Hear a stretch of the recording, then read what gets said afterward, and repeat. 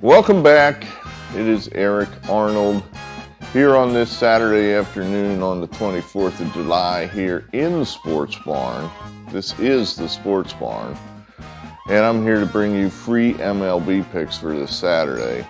I believe we got 4 of them today. 4 free MLB picks. So what's been happening? Well, this time last week we had a horrible Saturday. I think we had 1 winner, 5 losers. Since then, we're clawing our way back. I think we've had 6 out of 8 winners.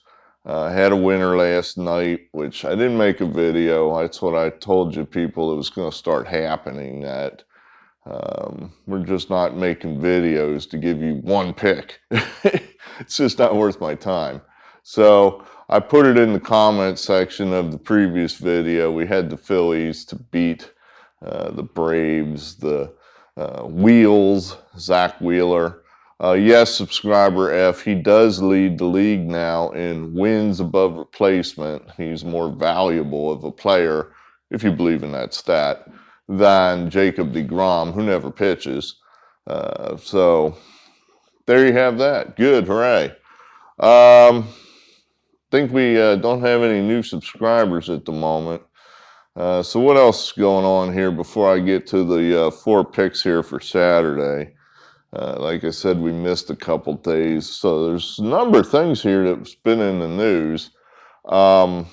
As I've mentioned a couple different times, we are going to hit college and pro football. I mean, everyone, I like college and pro football. You like college and pro football. Let's do college and pro football. I haven't decided what's going to happen with MLB once we hit September, because, everybody, unless you're in a pennant race, your team's in it. At that point, then it's like, well, it's football season. The Reds are out of it. The Phillies are out of it. The Pirates are out of it. So, go Buckeyes or go Eagles. So I'm not sure what we'll do with MLB when we get to September. Honestly, don't know. At any rate, Oklahoma and Texas are, I guess this is likely to happen, are joining the Southeastern Conference, the SEC. How many teams are in the SEC now? Like 50? I'm losing track of these mega conferences that have 15, 20 teams in them. I don't know. How do I feel about this? The idea of Oklahoma playing Alabama regularly, or Auburn, LSU, that sort of appeals to me. Texas being forced to play Texas A&M again. That appeals to me, especially because Texas A&M doesn't want Texas in the SEC, so they're going to vote against this deal and try to stop it somehow. I read somewhere that the SEC has a gentleman's agreement amongst, I guess, the schools. And to me, gentleman's agreement means it's an unwritten rule. In other words, it's not in writing. And you see how the unwritten rules of baseball are interpreted differently by pretty much everybody. In other words, I've got my own set of unwritten rules, and I think you have your own set of unwritten rules, and I think they're the same, but they're not. They're never the same. They're never the same. So this unwritten rule apparently is that if a team is in the SEC and they're in whatever state, they get veto over another team coming in from that same state. So, i.e., Texas A&M, being the sole member of the SEC from Texas, has veto power over Texas Tech, SMU, TCU, or, of course, Texas. That Texas A&M can go to the SEC as a whole and say, hey, we don't want them. And even if all the other members of the SEC want them, this gentleman's agreement says that Texas A&M holds the veto power. Now, I think that's crap. When the rubber hits the road, they're not going to do that. If all the other members of the SEC want Texas, sorry, Texas A&M, Texas is getting in. That's what I think's going to happen. It's just going to be like the unwritten rules of baseball. Wait a minute. I thought we couldn't steal bases when we were down 6 runs in the 6th inning or up 6 runs in the 6th inning. Oh, no. My written rules of baseball don't say that. Mine don't say that. Do yours say that? Mine don't say that. So that's what's going to happen is that, the other schools are going to say, no, our unwritten agreement, our gentleman's agreement didn't include this scenario. So I think it's going to happen. I had this vague feeling that this is just a bad thing, and I can't explain to you why. I just feels, what's going to happen to the Big 12 now? Is it going to just disintegrate? Is it going to be the Big 8? Because I think that's all that's left now is 8 teams. Are they going to grab up some other teams from the American Conference or the next lower conferences and bring them in? Or is the Big 12 just going to, fall apart? I don't know. I don't know. I just had this vague feeling this is not good. Here, another thing, I guess you got to touch on this since we do talk about baseball here.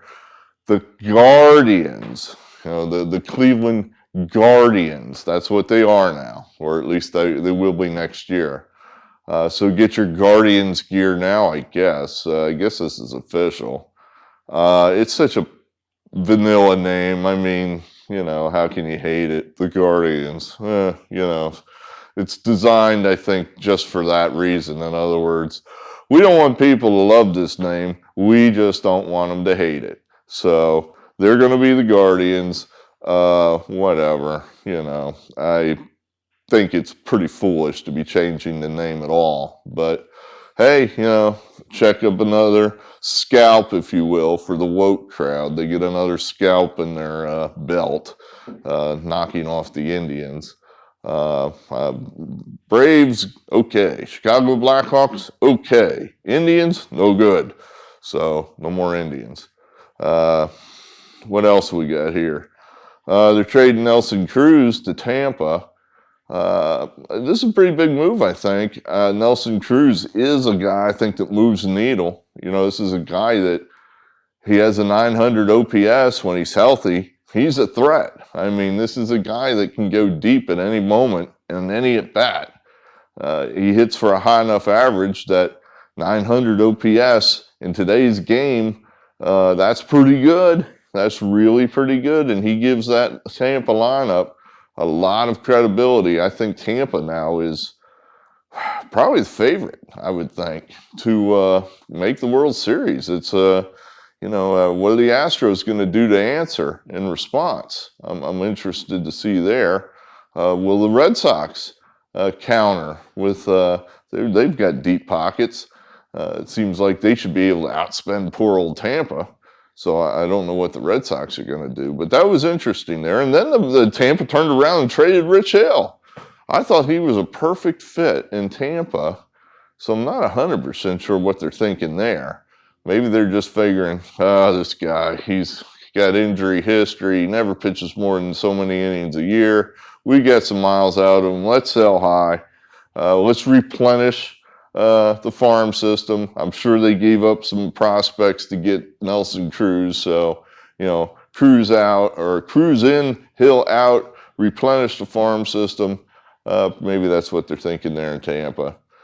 Okay, and then what do we got here? Lastly, little politics here. I saw that the war on the unvaccinated is ramping up, that they're starting to clip assistant coaches in the NFL that won't get vaccinated. Well, that's the easy part. In other words, no-name assistant coach that makes $100,000 a year doesn't want to get vaccinated. Whack! There goes that guy. We don't need him. What do you do when, a star, though, a DeAndre Hopkins is talking about retiring?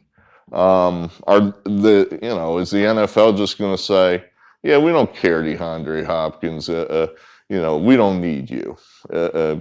Maybe they can stand to lose 1 or 2 guys like that. I mean, I think some other guy, what was his name, Beasley, the slippery little receiver there for, was it Buffalo? I think he played for Dallas too.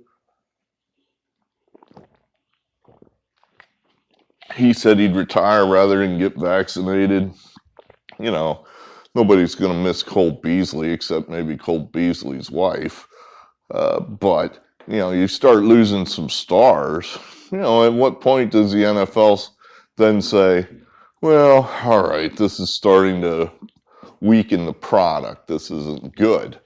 I don't know. I mean, this is going to go on all over the country. I mean, what do you do if you're an unvaccinated person for whatever reason, you don't want to get vaccinated, but your employer is going to demand you get vaccinated? Are you going to give up your job, your good career, because you don't want to get vaccinated?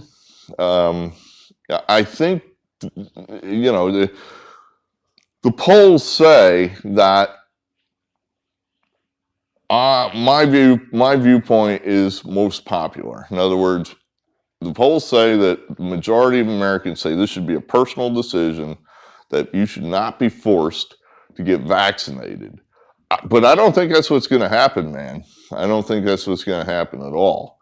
I think that the elites want this to happen. The elites control the levers of power in this country, and that's what's going to happen.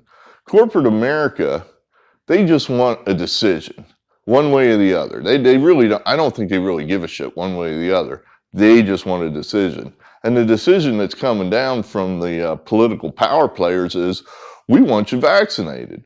And we're going to hammer on the people that aren't vaccinated. So think about it, that if you're not vaccinated and you get fired from your job, what's your recourse? Well, you go to court. You say, that's not fair. That's discriminatory. You're picking on me. I mean, it's really no different than you fired me because of my race.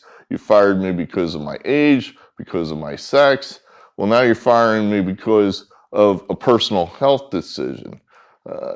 So how are the courts going to rule? Well, the Democrats have made it pretty clear how the courts are going to rule. The Democrats control the legal system in this country. 2/3, that's a generalized number, but it's pretty close, of lawyers in this country are Democrats. That means 2/3 of the judges are Democrats. They control the legal system. So Democrats pretty much see this issue as, you must get vaccinated. This is a mandated thing. You got no choice in the matter, none. You don't control your body, we control your body. So you must get vaccinated. So if you go to court, you're probably going to lose. You're probably going to lose. That's all corporate America needs to know. It's like, all right, we're covered. You know, we're good. If I can this guy who, you know, I can always get another one of these guys. We'll just get somebody else. I just need an answer on this. So corporate America is saying, we're good, we can just can these guys? Great. Then that's what they're going to do. You're going to fire employees that don't want to get vaccinated. You're going to deny service to people or potential customers that don't want to get vaccinated. That's just how it's going to be. That's how I see it. I don't agree with it. I think that's 100% wrong. But that's how I see it going. You know, you're not going to be able to get on an airplane. You're not going to get on a bus, a train, go to a sporting event without proof, without papers. The only way that would happen differently is if vaccinated people make noise about it. Why do I say that? Well, there's not enough unvaccinated people to swing the needle. The majority of people are vaccinated. So if all the unvaccinated people go, this isn't fair, this is bullshit, you're forcing me to do something I don't want to do, this isn't right. There's not enough of them to move the needle. They're in the minority. It was going to take people like me that are vaccinated to say, you're right, that is wrong. This should not happen in a free country. This should not be happening. And honestly, I just don't think that's going to happen. I really don't. I just don't think the vaccinated people are just going to sit on their hands and go, well, it doesn't affect me. They came for the Jews, but I was not a Jew. So, you know, I let them go ahead. You know, that sort of thing. So that'll be that, you know. So you unvaccinated people are going to have to make a decision. How are you going to go? You know, I don't know. The NFL, you know, How are you going to go if you're an NFL player? They're going to blame you. They've actually said this. The NFL is going to force forfeits when there's an outbreak of COVID. And I guess they're going to blame the unvaccinated people, even though there are a handful of infections that are breaking through to the vaccinated people. From what I've read, that if you do get the get infected with COVID after you've been vaccinated, it's simply not as severe as if you are unvaccinated. Whatever. They're going to keep testing for this thing. Why? I have no idea, but they're going to test forever. So if you have a COVID outbreak, forfeit, and then they're going to blame all the unvaccinated people. You cost us a game. My God, your selfishness cost us a game. You know, turning the vaccinated against the unvaccinated people, pitting us against each other, which is what they've always done, and that's what they like to do. So, at any rate, let's talk baseball.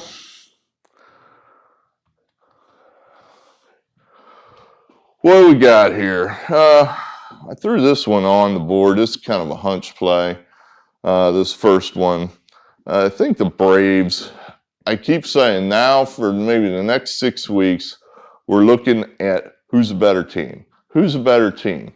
It's go time for the teams that have a chance to do something, that have a chance to make noise in the playoffs. They've got to get going. So they're going to start winning some games. And we're going to say it's the Braves. They've chewed up money all year long. They've been very mediocre all year long. I'm going to say the Braves are better than the Phillies. That's what we're going to draw the line here and say the Braves are better than the Phillies. I think Drew Smyly is just as good as Vincent Velasquez, probably better. We're getting money here, plus 116.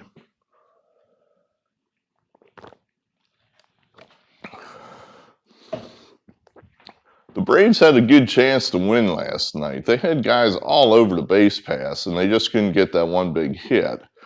Whereas the Phillies were able to cash their few chances and had their big wheel, if you will, Zach Wheeler pitching.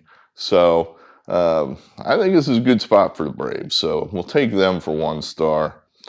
Same deal here. Padres, they've been on a roll. They're just better than the Marlins. A little bit of a price we have to pay here. This is going to be a bullpen game for the Padres, but then they have a good bullpen. Some of the, one of the exciting, well, 2 of the, the Marlins' better players, Garrett Cooper, he's out. And then that good, exciting infielder they have, Chisholm Jazz, he's out. I went to an elementary school with a kid named Jazz. I think his real name's James. Jazzy, we called him, Jazz.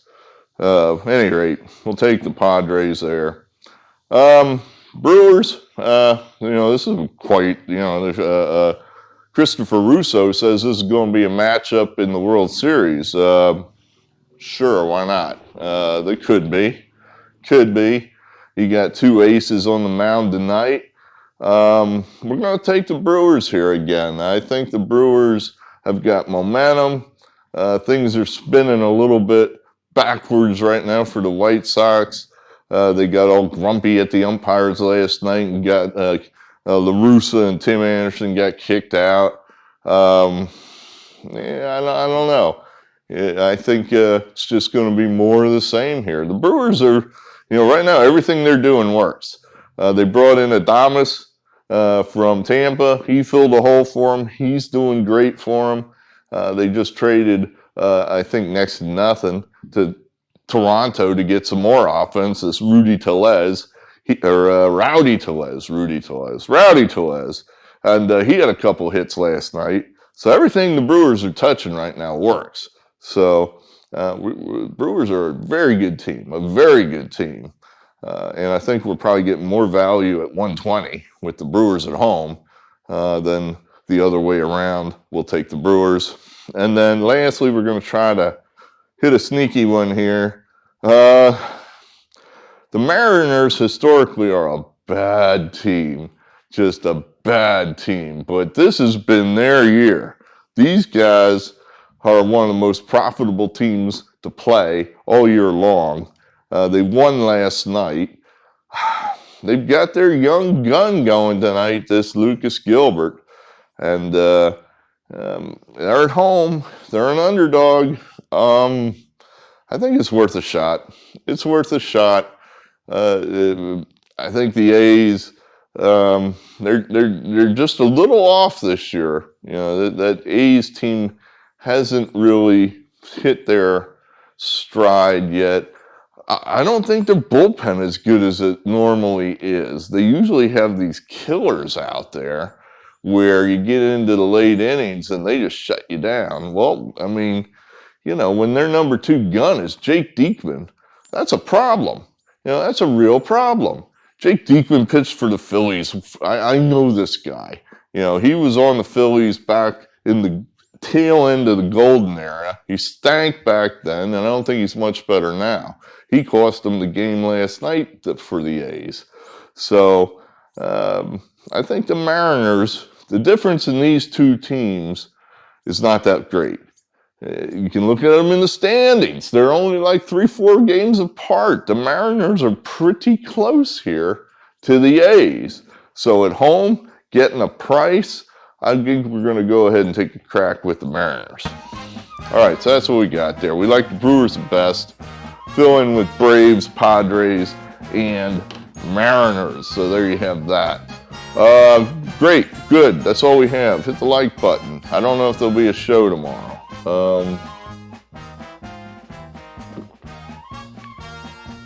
Possible. Never say never. Otherwise, we'll see you Monday. Thanks for being here, and we'll talk again. Eric Arnold, out.